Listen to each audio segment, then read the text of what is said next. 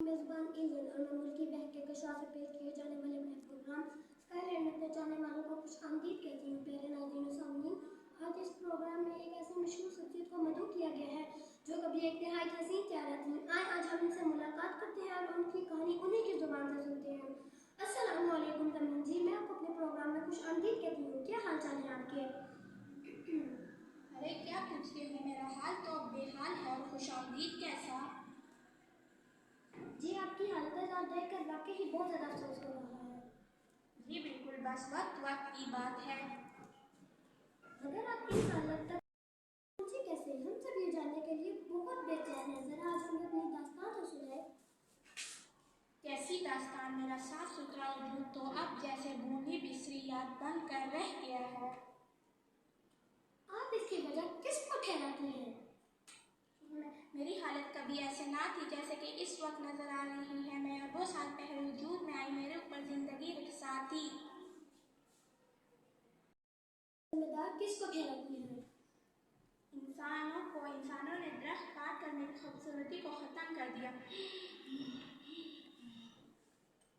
प्यारे नाज़रीन, ज़मीन की हालत नहायत दुश्वारनाक हो रही है। मैं अपना प्रोग्राम यहीं पर ख़त्म करती हूँ।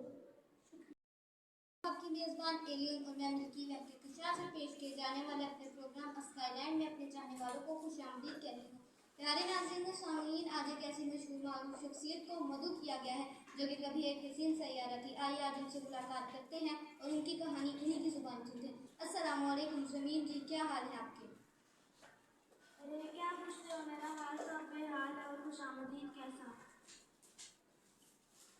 वाकई आपकी हालत देख कर बहुत अफसोस हो रहा है। वक्त की बात है। आज जरा अपनी दास्तान तो सुनाइए।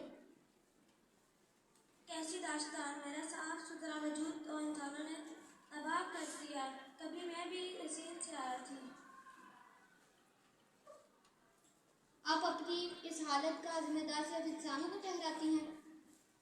जी हाँ, इंसानों ने मेरी खूबसूरती को खत्म कर दिया, दरख्त काट दिए और मुझ पर गंदगी फैला दी।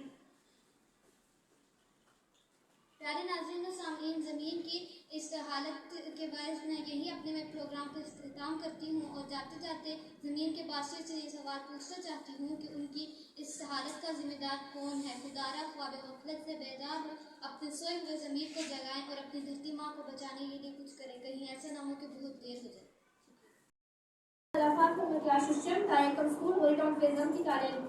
जैसा कि आपने देखा कि ज़मीन के हालत ज़ात के जिम्मेदार हम हैं। एक तालिब इल्म की हैसियत से हमें चाहिए कि हम अपनी ज़मीन को आलूगी से पाक रखें, इस कूड़ा की जगह जगह ना फेंकें और ज़्यादा से ज़्यादा दरख्त लगाएं। शुक्रिया।